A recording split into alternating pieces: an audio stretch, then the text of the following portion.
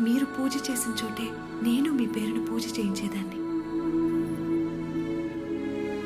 జాతరలో మీరు వస్తున్నారని తెలిసి భయమేసి కోనేటి దగ్గరికి వెళ్ళిపోయాను. నీటిలో మీ నీడను చూసిన దోషమేనని నీళ్ళని చెరిపేశాను. ఈ 24 సంవత్సరాలుగా నాకు వేరే లోకమే లేదు.